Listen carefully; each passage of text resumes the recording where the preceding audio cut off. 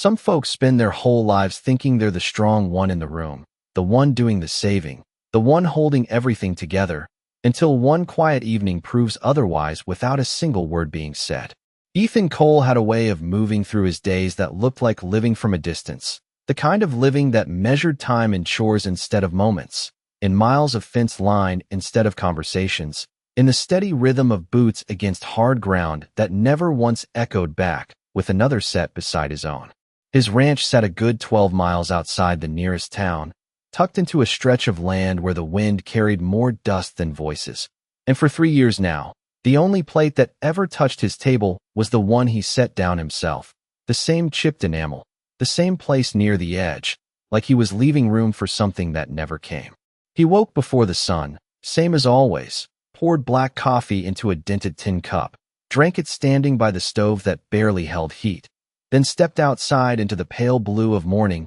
where the sky stretched wide and empty as the rest of his life. Folks in town said he preferred it that way, said a man like Ethan didn't need company, didn't need softness, didn't need anything that might slow him down or ask something of him he couldn't give. And for a long while, that story suited him just fine. Until the letter. It had come folded twice, edges worn from travel, his name written in a careful hand that didn't belong to anyone he knew. And he'd almost left it unopened on the corner of the table, right beside that lone plate,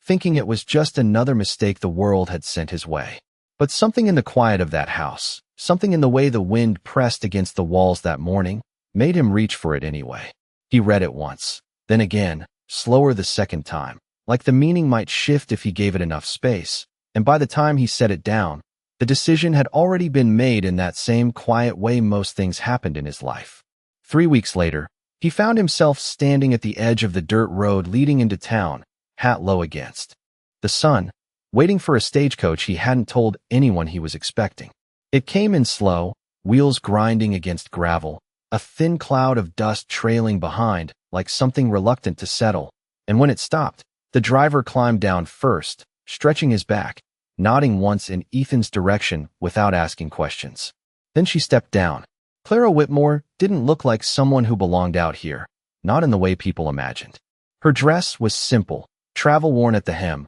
her boots scuffed from miles she hadn't chosen, and the small suitcase she held looked lighter than the road she'd carried to get here. She paused for just a second on the step, like she was measuring the distance between where she'd been and where she'd landed. Then she lifted her chin and came the rest of the way down without waiting for help. Ethan watched her the way he watched everything else, steady, unreadable, taking in the details instead of the whole, the way her hands tightened once on the handle before going still, the way her eyes moved across the land without fear, just quiet assessment, like she'd already decided something about this place and wasn't planning to say it out loud. People nearby glanced over, some curious, some already deciding what kind of story this was going to be, and it didn't take much for them to settle on the obvious one. A woman alone. A man who had more than enough space. She needed him. That was the way of things. That was how these stories always went. Ethan stepped forward after a moment, boots slow against the dirt, and stopped a few feet from her, close enough to see the dust settled along her sleeves, close enough to notice she didn't step back. "Miss Whitmore," he said, voice rough from disuse more than anything else. She nodded once. "Mr. Cole." No smile, no hesitation. Just recognition. He took her suitcase without asking, not gentle, not unkind, just practical, the same way he did everything, and turned toward the wagon without checking if she'd follow. She did. Of course she did. That was how it was supposed to go. The ride back stretched long under a sky that offered no shade, the sun sitting heavy overhead as the horses moved at a steady pace, hooves kicking up small clouds that settled just as quickly as they rose. Neither of them spoke. There wasn't much to say, not yet, not when everything between them still felt like a line drawn in the sand neither had crossed. When the ranch finally came into view, low and quiet against the horizon, Clara's gaze lingered on it a second longer than necessary, not with disappointment, not with relief, just taking it in the way someone studies a place they might have to learn to survive in. Ethan pulled the wagon to a stop near the porch, climbed down, and set her suitcase on the worn wooden boards. The house looked the same as it always had, weathered, still, a single window catching the late afternoon light, and for a moment, nothing moved. Then Clara stepped up beside him, her boots making a softer sound against the wood, and she looked at the door, then at him, like she was waiting for something that wasn't part of any agreement they'd made. He reached for the handle, pushed it open, and stepped inside without ceremony. The air carried that familiar stillness, the kind that settled into a place when it had gone too long without another presence. And he moved through it like he always did, straight to the table, straight to the stove, setting his hat down in the same spot it had rested every evening for years. Behind him, Clara paused just inside the doorway, her hand brushing lightly against the frame, as if feeling the grain of the wood, as if marking the moment in a way he didn't. He didn't turn around. Not yet. Outside, the wind shifted, carrying the faint scent of dry grass through the open door, and somewhere in that quiet, something almost unnoticeable changed, not in the house, not in the land, but in the space between two people who hadn't yet realized what they were about to become to each other. The first thing Clara Whitmore noticed about the house was not the emptiness, but how carefully it had been preserved, as if nothing had been moved in years, yet everything had been kept just well enough to go on pretending it still mattered. And she stood there a moment longer than necessary with her hand resting lightly against the doorframe, feeling the faint warmth left behind by the late sun, while Ethan Cole moved past her without a word, setting his hat down, reaching for the same chair, the same place at the table,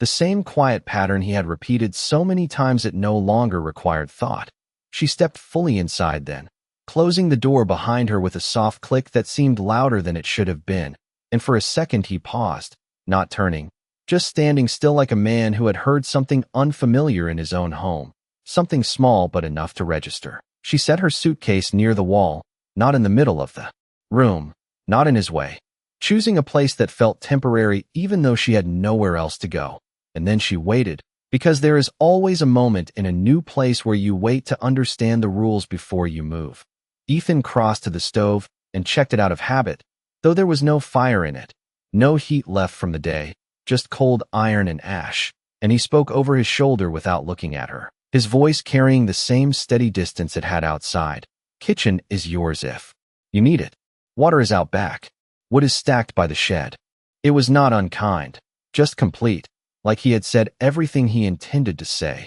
Clara nodded, even though he could not see it, then moved toward the table, her fingers brushing lightly against the surface, tracing the faint grooves worn into the wood, and she noticed it then, the single plate resting near the edge, clean but chipped, positioned in a way that told its own story without asking to be heard. She did not comment on it, did not ask, just lifted it gently and set it closer to the center before stepping away again. A small adjustment that did not belong to her, and yet felt necessary. Outside, the light shifted lower, casting long shadows through the window, and Ethan reached for his coat again, already moving toward the door, as if staying inside too long required more than he was willing to give. "I will check the fence line before dark," he said, still not looking at her, and then he was gone. Boots steady against the porch, the sound fading into the open land beyond. The house settled into silence again, but it was not quite the same silence as before, not as settled,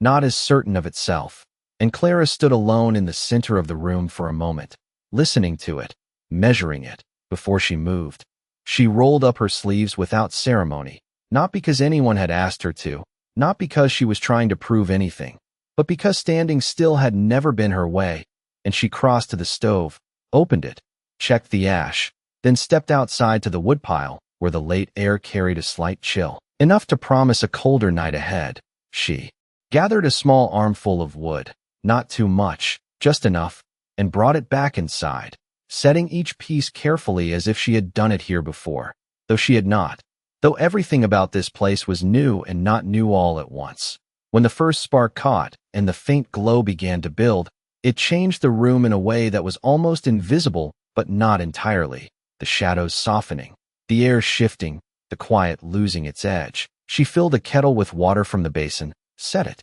on the stove, and then she waited, not sitting, not resting, just standing near the table as the first thin curl of steam rose into the air. Outside, the sky turned the color of fading copper, and when Ethan returned sometime later, the sound of his boots was the same as before, But the house was not exactly. Because when he stepped inside this time, there was light where there had been none, warmth where there had been none, and the faint, steady sound of water beginning to heat, and he stopped just inside the doorway again. Not because he meant to, but because something in the space felt different enough to notice, even if he could not have said why. Clara did not turn right away, just reached for the tin cups and set them on the table, one near where the plate had been moved, the other across from it. Not looking at him, not asking anything, just making room as if it had always been there. Morning came slow over the ranch, not with sound but with lights slipping through the window and thin lines that stretched across the floor and stopped just short of the table where two cups now sat instead of one, and Ethan Cole noticed it before he noticed anything else, even before the chill in the air or the faint scent of something warm lingering where there had only been cold the day before. He had woken early as always, his body keeping time even when there was no reason to. And for a moment he lay still in the narrow loft, staring at the ceiling beams as if expecting them to tell him what had changed, but they did not. They never did. So he swung his legs over the side and climbed down, boots hitting the floor with that same familiar weight that had carried him through every morning for years. Only this time the house met him differently. The stove held a low, steady heat. Not much, just enough to take the edge off the air, and the kettle sat quiet now, its work already done, and on the table there were two cups filled halfway with coffee that had gone just shy of hot, the surface still but not yet cold, like they had been poured not long ago. Clara Whitmore stood near the window, her back to him, her hands resting lightly on the sill as she looked out over the land that stretched wide and indifferent beyond the porch, and she did not turn right away when he entered, not because she had not heard him, but because she did not move at the sound of every footstep the way some people did, as if she had already decided he was not someone she needed to brace against. Ethan paused at the base of the ladder, his gaze moving from the cups to her, then back again, and something in his chest shifted, not discomfort exactly, not yet. Understanding. Just the awareness that the pattern had been altered in a way he had not chosen. He crossed the room slowly, reached for one of the cups, and took a sip, the coffee strong and simple, made the way he would have made it himself if he had thought to make it at all, and he did not say thank you because that word had not lived in this house for a long time. But he did not ignore it either, which was something. Clara turned then, just slightly, enough for him to see her face in the morning light, and she nodded once, not asking how he slept, not asking if the coffee was right, just acknowledging the moment as it was. And then she moved past him toward the stove,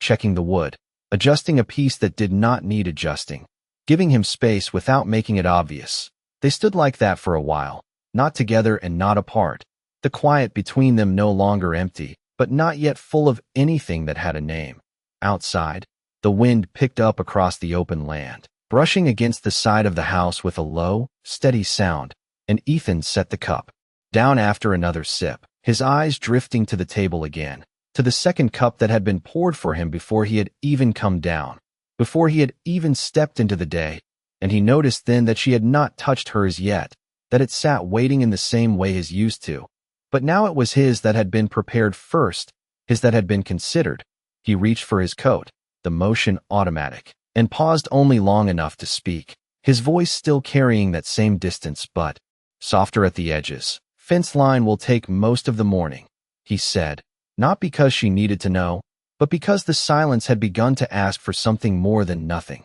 Clara nodded again. "I will be here," she said, simple and steady, not a promise, not a question, just a fact placed gently into the space between them. He stepped outside then, the light brighter now, the sky opening wide above him, and as he walked toward the barn, he found himself glancing back once, not fully, turning, just enough to see the shape of the house with smoke beginning to rise thin and steady from the chimney, a small gray line against the pale blue sky, and it struck him in a way he could not quite explain that for the first time in a long while, something inside that house had started before he did. By late afternoon, the sun had shifted low enough to cast long shadows across the yard, stretching the fence posts thin and crooked across the ground, like quiet reminders of how much land there was to tend and how little of it had ever asked for company. And Ethan Cole moved along that fence line with the same steady pace he always had, checking wire, tightening where needed, his hands working without hesitation while his thoughts stayed mostly where they belonged. Simple, contained, tied to the work in front of him. But every now and then, without invitation, something else slipped in, not loud, not enough to distract him fully, just the memory of that second cup sitting on the table that morning, the way the house had felt when he stepped into it. Warmer in a way that did not come from the stove alone. He did not dwell on it. Not consciously, but it followed him all the same, like the faint smell of smoke that clung to a jacket long after the fire had burned down. Back at the house, Clara Whitmore moved through the rooms in a quiet rhythm of her own, not changing things in ways that demanded notice, but adjusting what had been left too long without care, her hands working slowly, deliberately, as if she understood that some places did not take kindly to sudden change. She opened the windows just enough to let in air. Without inviting dust, shook out a cloth and wiped down the table, not scrubbing, just clearing away what had settled over time, then folded the cloth again and set it aside as though it belonged there. She did not rearrange his things, did not move what did not need moving, but she made space where there had been none, a subtle difference that lived more in feeling than in sight. When she stepped outside, the air carried a dry warmth that hinted at cooler hours to come, and she paused near the woodpile, studying it for a moment before stacking a few pieces closer to the door. Not many, just enough to save a trip later when the light was gone. It was the kind of small decision that did not ask to be noticed, and that was exactly why it mattered. As the day wore on, the sky softened from bright blue to something deeper, the colors settling into the edges of the horizon, and Clara returned inside to prepare the evening in the same quiet way she had begun the morning, setting the kettle. Again, placing 2 cups on the table without hesitation now, as if the decision had already been made and did not need to be revisited. She paused only once, her hand resting lightly on the back of the second chair, her fingers tracing the worn wood as if confirming it was real, that it was meant to be used. Then she pulled it out just slightly, not fully, just enough. When Ethan finally came back, the light had nearly gone, the last stretch of it slipping behind the hills, and his boots sounded heavier on the porch this time, the weight of a full day settling into his steps. But when he opened the door, the same shift met him again, that quiet difference he could not name. The stove lit, the faint smell of something simple cooking, the table no longer holding just a place for one. He stepped inside slower than before, his eyes moving across the room without turning his head, taking in the details in that careful way of his. The stacked wood near the door, the cloth folded neatly, the second chair pulled just enough to suggest it had been waiting. Clara did not greet him with words, did not step forward or ask about his day. She simply moved from the stove to the table, placing food down in 2 plates with the same steady hand she had used for everything else. And then she sat, not fully facing him, not avoiding him either, just present. Ethan stood there a moment longer than necessary, his hand still resting on the door he had already closed, and something inside him resisted, not the food, not her presence, but the quiet expectation that had formed without being spoken, the sense that something had begun to take shape in this house whether he had intended it or not. He crossed the room finally, slow, deliberate, and took his seat across from her, the wood of the chair creaking softly under his weight, and for a while they ate in silence, the only sounds the faint crackle of the stove and the small, steady movements of forks against plates. And yet the silence was not the same as it had been before, not empty, not sharp, but holding something new, something that had not yet found its place but had already made itself known, like a second heartbeat just beginning to be heard if you listened closely enough. The next morning did not arrive with anything remarkable, and that was exactly what made it different, because for the first time in a long while, the quiet inside the house no longer felt like something waiting to be filled, but something already holding its place, steady and unspoken, like a habit forming without permission. Ethan Cole came down from the loft at the same hour as always, the pale light just beginning to stretch across the floorboards, but he slowed at the last step, not enough to be noticed by anyone but himself, his hand resting briefly against the wood as his eyes moved toward the table before his boots touched the ground. The cups were already there again, 2 of them, placed in the same careful distance as the day before, and the coffee held that same not quite hot warmth, like it had been poured just ahead of him without being rushed, and he stood there a second longer than needed, not questioning it, not rejecting it, just letting the moment exist before stepping forward and reaching for his cup. Clara Whitmore was at the stove again, her back turned slightly,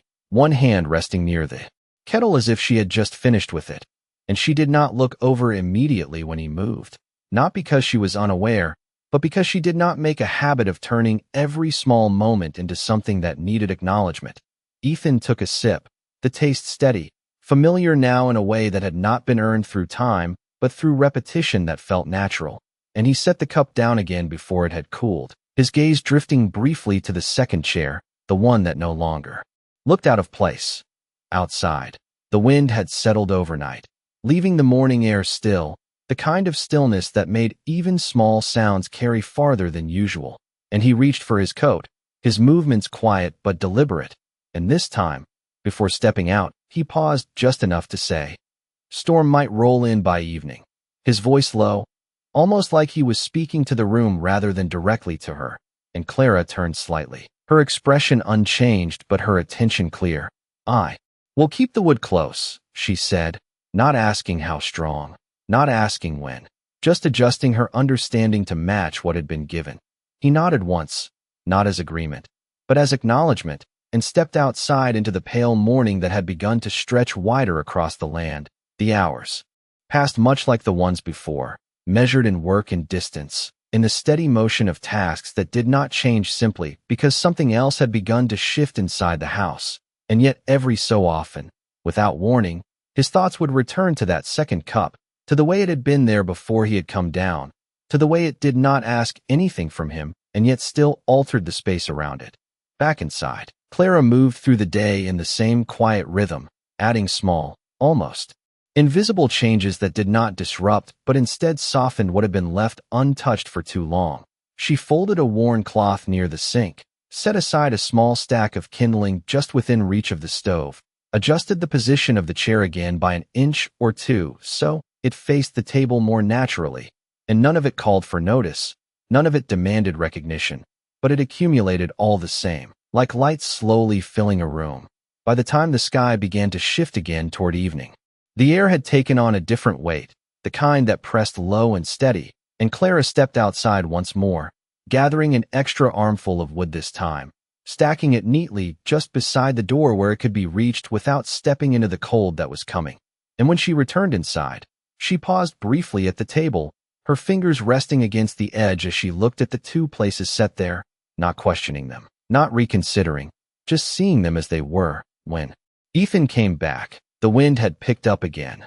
not harsh, just enough to carry the scent of distant rain across the open land, and his steps were quicker this time, not rushed, but aware of the change in the air, and when he opened the door, the warmth met him first, steady and certain, followed by the quiet presence of the room that no longer felt like it belonged to just one person. He removed his coat, slower than usual, his gaze moving across the familiar spaces that now held something more. And when he reached the table, he did not hesitate before pulling out the chair, not fully, not with intention, just enough to sit without thinking about it. And for a moment, as the wind pressed softly against the walls and the first faint drops of rain began to touch the roof, he found himself listening not to the storm outside, but to the quiet inside, the kind that no longer echoed back at him, the kind that stayed. The rain did not come down all at once, but started slow, a soft tapping against the roof that grew steadier as the evening settled in,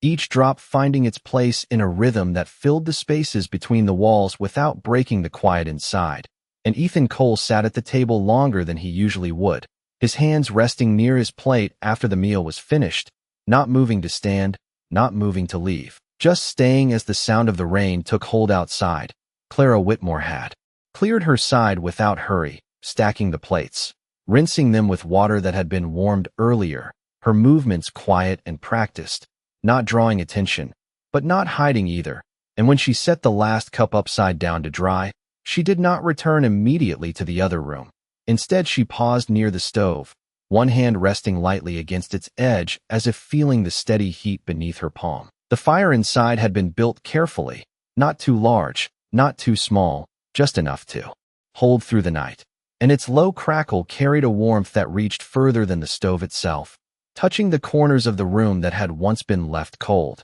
Ethan's gaze drifted toward that sound, then to her, then back again, not lingering long enough to be noticed, but not avoiding it either. And for a moment, the two of them occupied the same silence in a way that no longer felt accidental. Outside, the wind picked up just slightly, pushing the rain against the windows in uneven patterns, and the faint smell of wet earth slipped in through the small gaps in the frame, mixing with the scent of wood smoke and something simple that had been cooked earlier, something that still lingered in the air like a memory not yet ready to fade. Ethan shifted in his chair, the wood creaking softly beneath him, and he reached for his cup again even though it had already cooled, taking a sip that held more habit than need. And he found himself glancing at the door without reason, as if measuring the distance between where he was and where he might have been if things had stayed the same. Clara moved then, not toward him, not away, but simply to the table, where she adjusted the position of the cups just slightly, aligning them without thinking, and she took her seat without asking, without waiting, her posture steady, her presence quiet but certain, like she had already learned the shape of this space and where she fit within it. They did not speak, not because there was nothing to say, but because the silence no longer demanded to be filled, and in that stillness, something shifted again, small but unmistakable, like the difference between a house that holds sound and a house that holds people. The rain continued, steady now, filling the night with its quiet persistence, and Ethan leaned back slightly, his eyes moving once more across the room, taking in the details that had changed without asking permission. The stacked wood near the door, the folded cloth, the second chair that no longer looked out of place, and he realized without naming it that none of these things had been forced upon him. None of them had asked anything from him, and yet they had altered the space in ways he had not known were possible. Clara reached for her cup then, finally taking a sip, her movements unhurried, and for a brief moment, their eyes met across the table, not searching, not questioning, just acknowledging, and then they looked away again, not out of discomfort, but because the moment had already said what it needed to say. The fire settled lower, the room dimming into the soft glow of lamplight, and outside, the rain fell steady and sure, but inside, the quiet held, not empty, not waiting, but present in a way that felt unfamiliar and yet strangely right, as if something long absent had found its way back without anyone needing to call it home. The rain carried through the night and into the morning, softer now, but steady enough to leave the ground dark and heavy, the kind of damp that settled into the wood of the porch and lingered in the air long after the sky had begun to clear, and Ethan Cole woke before the light fully broke, not because something had disturbed him, but because something had not, because the quiet he had grown used to had shifted into something that held him in place a moment longer than usual. He lay there in the loft, listening, not to silence exactly, but to the low, steady presence of the house beneath him, the faint crackle of embers still alive in the stove, the soft, almost imperceptible movement of someone else already awake below. And he stayed still just long enough to notice it before pushing himself up and climbing down. When his boots met the floor, the air greeted him with a warmth that had not yet faded, and the table held what it had begun to hold each morning now. 2 cups, placed with the same quiet certainty, the same distance between them, and he reached for his without thinking, lifting it, feeling the heat still there this time, fresher than before. Clara Whitmore stood near the stove, her sleeves rolled slightly, her hands moving through small tasks that did not need to be done all at once. And she did not turn immediately, not until he had taken his first sip, and then she glanced over briefly, just enough to mark that he was there, before returning to what she was doing.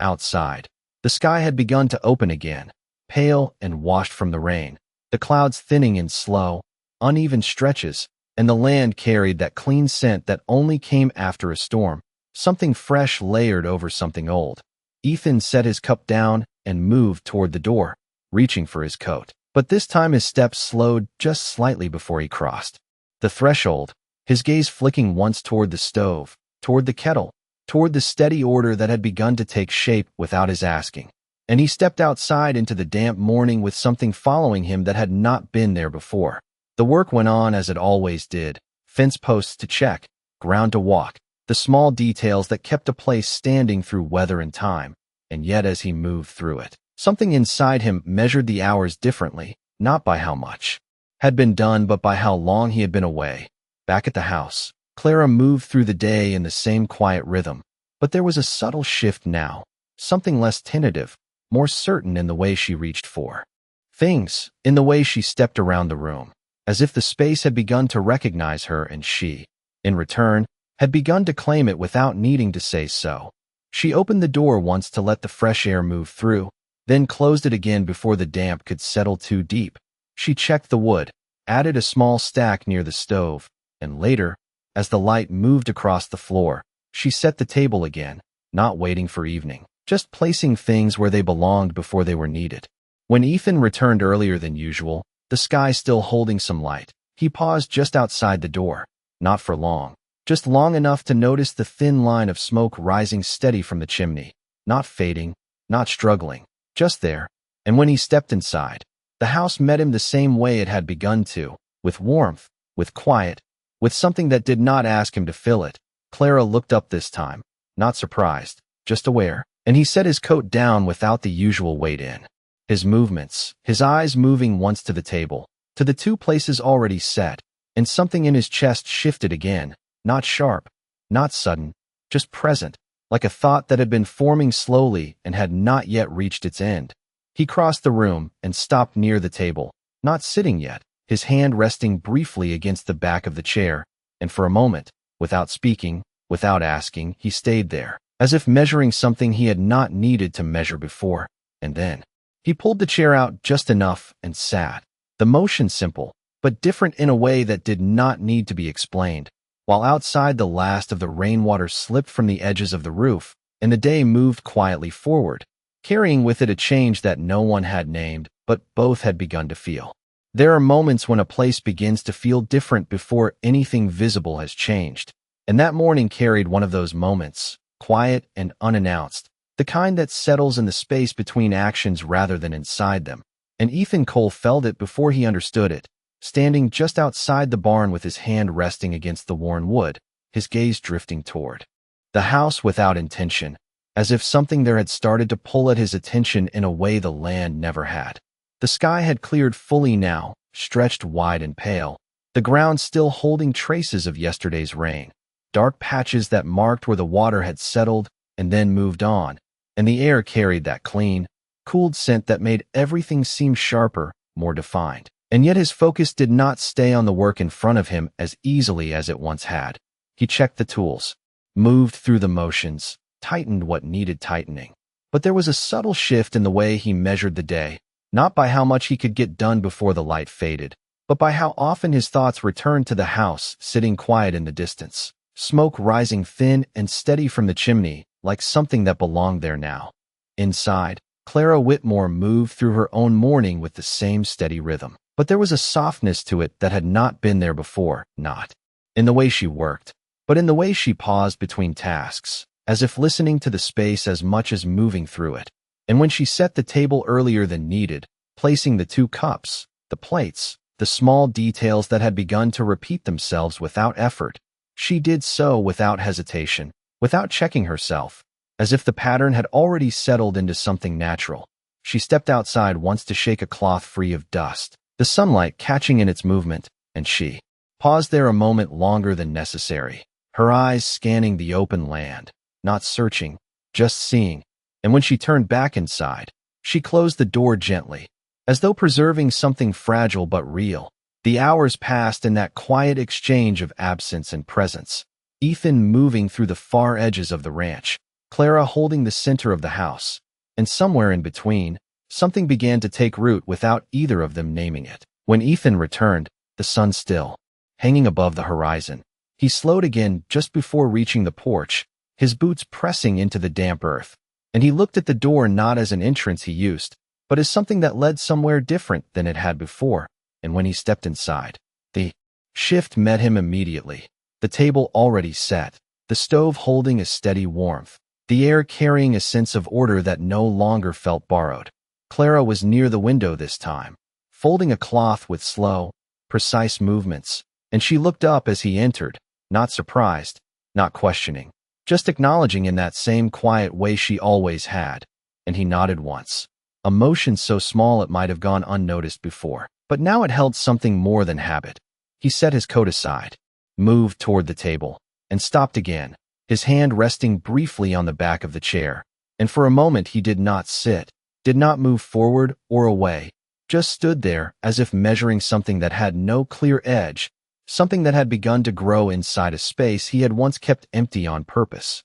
Clara finished folding the cloth and placed it near the edge of the table, then took her seat without asking, her posture steady, her presence quiet but certain, and the two of them sat across from each other again, the distance between them unchanged, and yet not the same. And as the lights softened and the day settled into evening, the silence that filled the room carried a different weight, not something to endure, not something to escape, but something that held them both in place, as if, without either of them realizing it, the house had begun to feel less like a place one person lived in and more like a place two people had started to belong. It happened in a way so small it could have been missed entirely, the kind of moment that does not announce itself, does not ask to be remembered, and yet changes something all the same. Because that afternoon, when Ethan Cole returned from the far side of the property earlier than usual, there was no sound coming from the house, no movement at the window, no thin line of smoke rising from the chimney, and for a brief second, he told himself it meant nothing, that perhaps Clara Whitmore had stepped out, that perhaps the fire had simply gone low. But his steps slowed before he reached the porch, his boots pressing into the dry earth with a hesitation that did not belong to him. The door stood closed, just as it always had. And when he pushed it open, the air inside met him differently, not cold exactly, but still, untouched, the stove quiet, the kettle empty, the table holding only one cup this time, placed near the edge the way it had been before she arrived. And he stopped just inside, his hand resting on the door as it swung shut behind him, the sound of it settling heavier than it should have. He did not call out, not at first, because calling out was not something he had done in a long while, but his eyes moved across the room, searching without admitting that he was searching, taking in the small absences that had replaced the small presences he had not realized he depended on, the folded cloth missing from its place, the chair pushed back and fully, the wood stacked but untouched. He crossed the room slowly, each step measured, as if the space itself required more care now, and he reached the table, his fingers brushing against the edge where two cups had rested each morning, and now there was only one. Outside, the wind had picked up again, carrying dust across the open land, tapping lightly against the walls, and the sound seemed louder in the absence of everything else. Ethan stood there longer than necessary, his gaze fixed not on what was there, but on what was not, and something in his chest tightened in a way he could not place, not sharp, not painful, just present, like a hollow that had not existed before. He moved to the stove, checked it out of habit, though he already knew what he would find, and the cold iron met his hand without resistance. And for a moment, he stayed there, his palm resting against it, as if expecting warmth that did not come. Clara had not said she would leave, had not given any reason to think she would, and yet the house felt as though it had slipped back into something older, something he had once called normal and now could not quite accept in the same way. He stepped back, his gaze drifting toward the door again, and this time he did not hesitate, pulling it open and stepping outside, his eyes scanning the yard, the path, the open stretch of land beyond, as if she might be just out of sight, just beyond the edge of where he had looked. The air carried no sign of her, no movement, no sound, and he stood there a moment longer than he would have before, not because he did not know what to do, but because he did not like the answer he was finding. Slowly, he stepped back inside, closing the door behind him, and for the first time since she had arrived, the house felt too large, too quiet, too unchanged, and he moved to the table again, pulling the chair out without thinking, sitting down across from the empty space where she had been, where she should have been, and his hand rested near the single cup, his fingers still, as the silence settled around him once more, but this time it did not feel like something he owned. It felt like something that had been taken away. He did not stay seated for long, though it might have looked that way from the outside, because time had begun to stretch differently inside that room, each second holding more weight than it used to, and Ethan Cole found himself standing again without fully remembering when he had decided to move, his chair scraping lightly against the floor, as he stepped back from the table where only one cup remained. He looked at it once more, not as an object, but as something that now carried absence, instead of routine. And then he turned away, crossing the room with a purpose that had not been there before, not in the way he moved, but in why he moved at all. The door opened faster this time, the hinges giving a short, familiar sound, and the late afternoon light hit him as he stepped out, his eyes adjusting quickly as he scanned the yard again.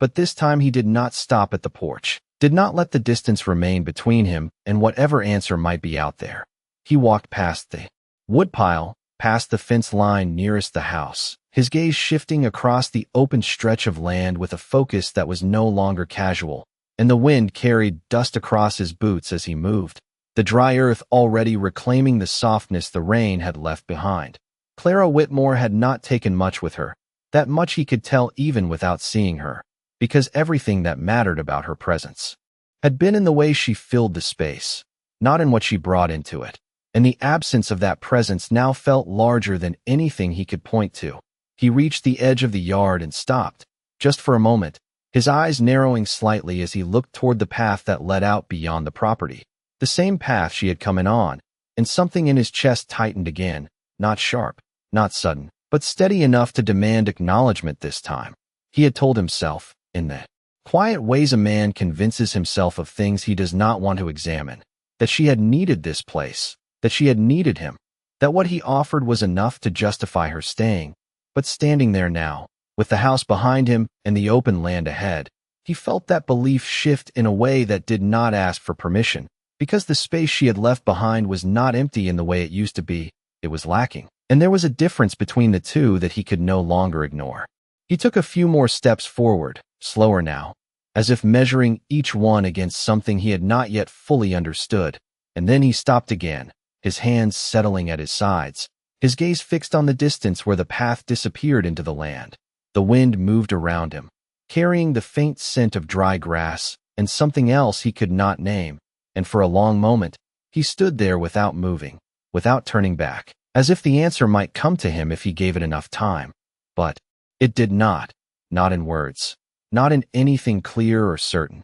just in the steady awareness that something had changed inside him, something that had begun quietly and now refused to be set aside. Slowly, he exhaled, the breath leaving him in a way that felt heavier than it should have, and he turned, not quickly, not reluctantly, just deliberately, walking back toward the house with a different weight in his steps, not the weight of work, not the weight of routine, but the weight of knowing that whatever he had thought this arrangement was, whatever he had believed about who needed what, it had not been as simple as he had told himself. And as he stepped onto the porch again and reached for the door, the quiet inside no longer felt like something he could return to unchanged, because it was not the same house anymore, and neither was he. When Ethan Cole stepped back inside the house, the quiet did not meet him the way it had before. It did not settle around him like something familiar. Instead, it lingered at a distance, as if waiting to see what he would do with it. And for the first time and longer than he could remember,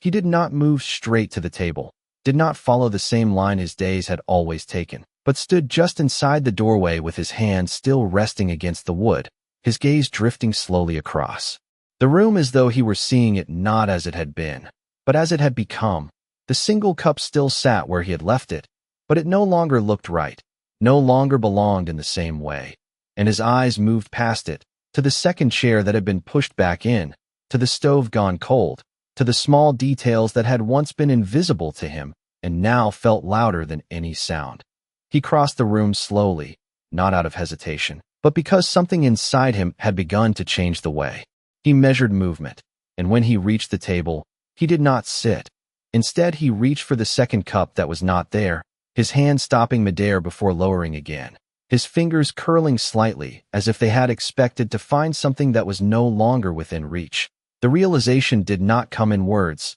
did not form into a clear thought he could hold on to. It moved through him quieter than that, in the space between breaths, in the way his chest felt tighter without reason, in the way the house no longer felt like something he owned, but something he had let slip through his hands without noticing. Clara Whitmore had not asked him for anything, had not demanded a place or a promise. She had simply been there, and in that being, she had changed the shape of things without ever saying so. And now, standing in the center of the room she had quietly filled, he felt the absence of her not as silence, but as something missing from himself. He moved to the stove, his hands reaching for the wood stacked neatly beside it, the same stack she had placed there, and he paused, his fingers resting against the rough surface, feeling the small order she had left behind, and for a moment, he closed his eyes, not in exhaustion, not in thought, just in acknowledgement of something he could no longer set aside. When he opened them again,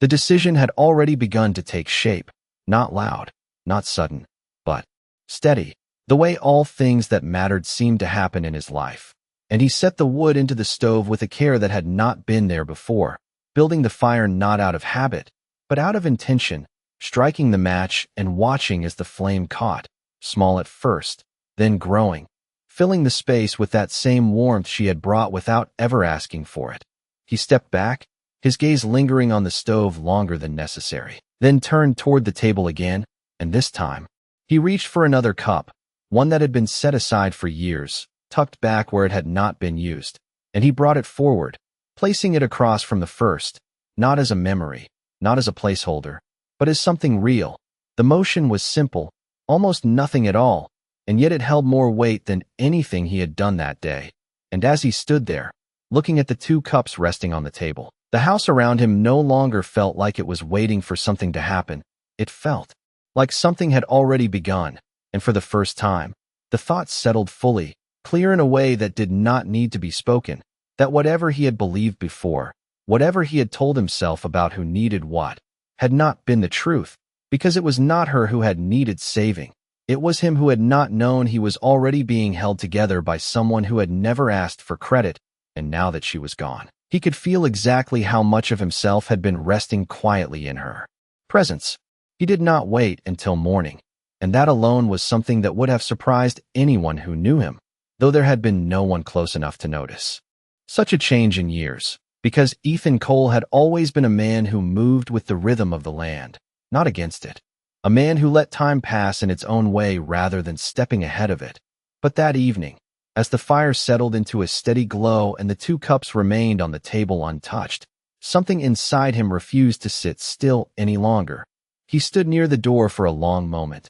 his hand resting against the frame, his eyes moving once more across the room, taking in the quiet order she had left behind, the small signs of care that had not demanded his attention before, but now felt like something he could not walk away from. And then he reached for his coat, not with urgency, not with hesitation, but with a clarity that had not been there until now. Outside, the sky had deepened into a low stretch of fading light, the last of the day slipping behind the horizon, and the air carried a cool edge that hinted at the night ahead. But he stepped out anyway, pulling the door closed behind him without looking back, because this time, looking back would have meant staying, and staying no longer felt like the right choice. The path stretched out in front of him, worn but steady, leading away from the house, away from the place he had once believed was enough, and his boots found it without needing to search, each step landing with a quiet certainty that built as he moved forward, not fast, not rushed, just consistent, the way he did everything that mattered. The land around him held its usual silence, the wide open space carrying no answers, no signs, and yet for the first time, he was not walking to check something, not walking to fix something. He was walking towards something he could not see but knew he had to find. Clara Whitmore had come from this direction, had followed this same stretch of ground with nothing but what she carried in her hands, and whatever quiet resolve had brought her this far. And now he followed it in reverse, his gaze moving across the horizon as if it might reveal where she had gone, though he knew it would not clearly, not easily. The distance stretched longer than it had seemed before, the land unfolding in slow, steady lines, and still he walked, the sound of his boots against the dirt marking time in a way that felt different now, not measured in tasks completed, but in ground covered, in space closed between where he was and where he needed to be. The sky darkened further, the first hints of night settling in, and the temperature dropped just enough to remind him of what he had left behind, the warmth of the fire, the quiet shelter of the house. And for a moment, he could have turned back, could have told himself that morning would be soon enough, that whatever needed to be done could wait. But the thought did not hold. did not take root, because the absence he had felt inside that house had already moved with him, already followed him out into the open, and there was no returning to what had been without addressing what had changed. He adjusted his coat slightly, his steps never breaking their rhythm, and as the last of the light faded from the sky, he continued forward, not knowing exactly how far he would need to go, not knowing where he would find her, but knowing, in a way that did not need words, that for the first time in a long while, he was not walking alone by choice, but because he was on his way to someone who had quietly become the reason the path mattered at all. The night stretched longer than he had expected, not because the distance had changed, but because every step carried something heavier than before, something that did not belong to the land or the work or the years he had spent walking it. And by the time the first thin line of dawn began to rise along the horizon, Ethan Cole had already walked farther than he could measure in miles alone, his boots worn with dust, his breath steady but deeper, as if the air itself had begun to matter more. The world around him shifted slowly from shadow into light, the wide open land revealing itself again in quiet layers. And in that soft gray hour between night and morning, he saw it, not far ahead, just beyond a bend in the path where the ground dipped slightly, a small figure moving at a steady pace, not rushing, not stopping, just continuing forward the way someone does when they have already made peace with where they are going. He slowed without meaning to, his steps easing as his eyes fixed on that shape, recognizing it not by detail, but by presence, by the way it carried itself through the land without hesitation, and for a moment, he did not call out, did not close the distance, just watched, as if the moment required stillness before anything else. Clara Whitmore walked with the same quiet certainty she had brought into his house, her small suitcase held firmly in her hand, her shoulders set not in defiance, not in fear, but in acceptance, and when she paused briefly, turning slightly as if sensing something behind her, their distance narrowed without either of them moving faster, until at last, she saw him. There was no shock in her expression, no sudden movement, just a stillness that matched his, her eyes meeting his across the open stretch of ground. And for a long second, neither of them spoke, because there are moments when words would only lessen what is already understood. Ethan stepped forward then, one step, then another, closing the space not with urgency, but with intention, until he stood just a few feet from her, close enough to see the fine layer of dust on her boots, the quiet steadiness in her gaze, and he did not reach for her, did not ask why she had left, did not offer explanations for what he had only just begun to understand himself. Instead, he looked at her the way he had not looked at anything in a long time, directly, without distance, and after a moment that stretched just enough to hold meaning, he spoke, his voice low, steady, unchanged in tone but different in what it carried. "You did not need me," he said, not as a question, not as regret, just as truth finally spoken. Clara held his gaze, her expression soft but certain, and she did not answer right away, because she did not need to, and when she did, her voice matched his in its quiet. "No," she said, simple, without weight, without defense, just fact. The wind moved lightly across the land between them, carrying the scent of morning, and Ethan nodded once, not in agreement, but in acceptance, and then, after a brief pause, he added, "But I needed you."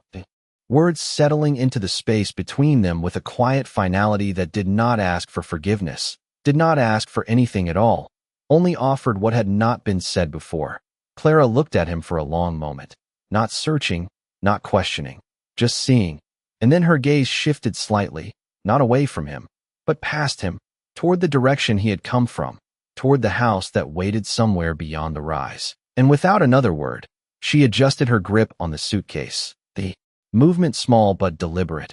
Ethan did not step aside immediately, but after a breath, he turned slightly, just enough to clear the path, not leading, not pulling, just making space, and Clara took a step forward, then another, passing him without brushing against him, her presence close enough to feel, and he fell into step beside her without being asked, their pace steady, matched, neither ahead nor behind. And as they walked back along the path together, the morning light growing stronger. With each step, the silence between them no longer empty, no longer uncertain, but filled with something simple and solid, like two people who had not promised anything, had not named anything, and yet had chosen, quietly and completely, to walk the same way home.